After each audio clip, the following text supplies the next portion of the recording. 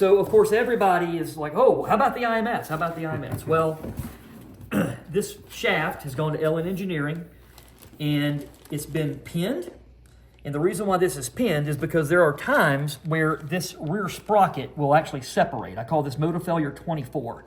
And what people don't realize, if you zoom back out here, an intermediate shaft is comprised of 4 pieces. You have this driven end, okay? Then you have the tube, and then you have another end, which basically this drives your bank 2 cams, right? Mm-hmm. This drives your bank 1 cams. Yep. So this is a piece, this is a piece, this is a piece, and then this is a piece. So we've actually had this hub fall off. I'll show you guys one downstairs. And that's the reason why these are pinned in place now. So that can't come off. Okay. Again, you got to keep in mind, this was made by the lowest bidder, even though it was a Porsche part. This was the lowest bidder part.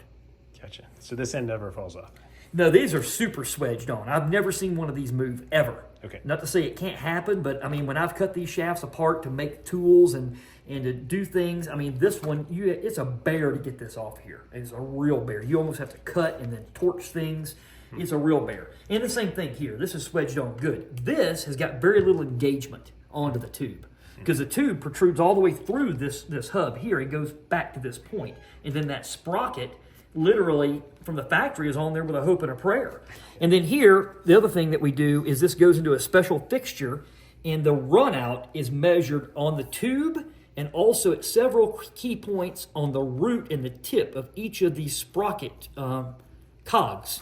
And that's so we can check for run out. And back here, we also check for run out. So there is a time where we've seen intermediate shafts kill their bearings because the factory put this together and it was elliptical, it was wobbling.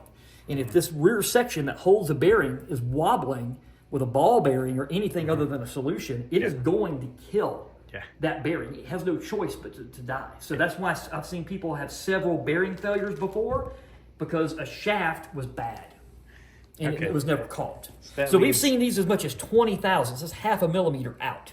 So this one I think was 3 thousandths out, which is damn near perfect. It's about as tight as you can get one. Okay. So there's a whole stack of these that check bad and they look perfect.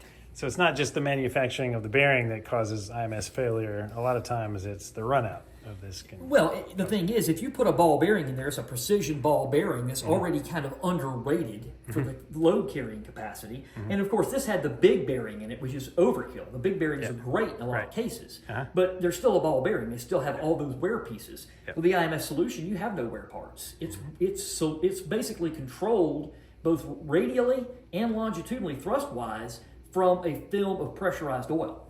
So every time you change your oil, you're changing your IMS bearing. Nice.